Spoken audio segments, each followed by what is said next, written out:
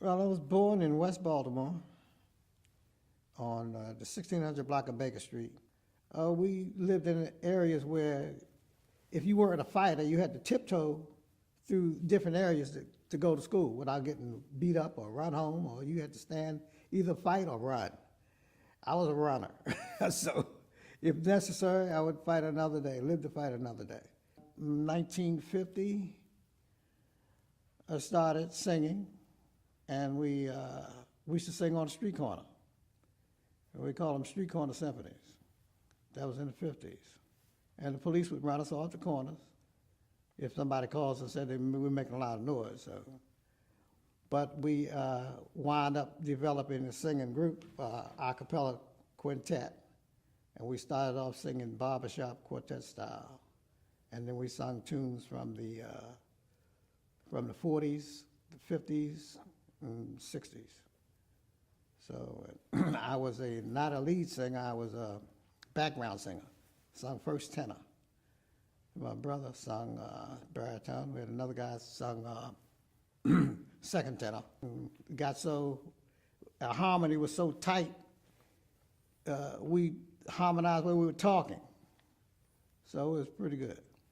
But then it got so we started having rehearsals in my living room. And they got so intense that people would gather around. You would think it's a riot in the block because they were trying to hear the finished product. We had a sponsor. He was a politician in Annapolis. His name was Troy Braley. He managed us. And he would book us at different places. We would sing at nightclubs all up and down Pennsylvania Avenue, which we called the Chitlin Circuit. It got so we were competing against other neighborhoods because he had groups in each neighborhood. They had their own little quartet. So you have a sing-off against each one of us. So you have a crowd seeing who's going to sound the best. And sometimes it could be pretty intense. We'd never fight over it, but a lot of guys were envious of our group because we were pretty good.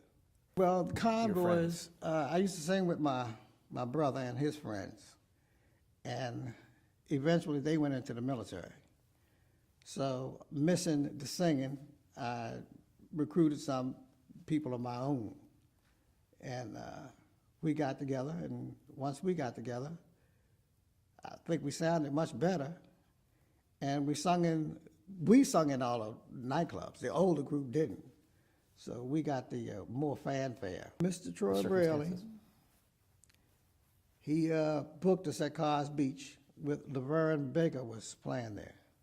And after she did her show, we came on after her. She introduced us as an up-and-coming group. I had only been there once, and that was the first time I had gone there. I know they had a lot of excursions. We had a lot of excursions in the churches used to send a lot of people there. We used to go to Carr's Beach, Sparrows Beach, Tallchester, and Coney Island, all those different places.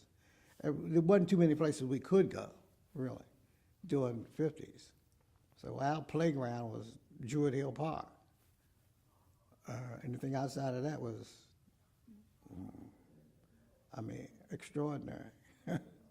At Carr's Beach, there was always partying, so they was always in a festive mood, so they was just glad to hear somebody perform.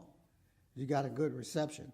If you sound bad now, if you in Maryland, you're gonna know it. If you can survive in Baltimore or in Maryland, you can sing anywhere. But if you can't make it through that, forget it. Yeah, you could hang it up. Laverne Baker was at the top of her game at that time. With that, her top record was Jim Dandy to the Rescue. But if she's on the internet, if you go on the internet, she was pretty popular.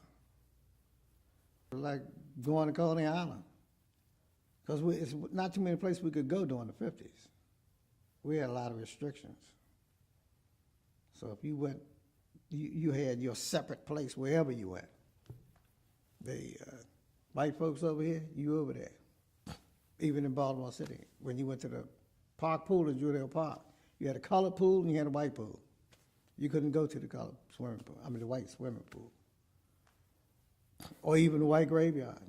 The graveyards were separate. The Masons were separate. You had the Masons, they had that thing here. You had the Methodists, white Methodists and black Methodists. You had white Catholic and black Catholics.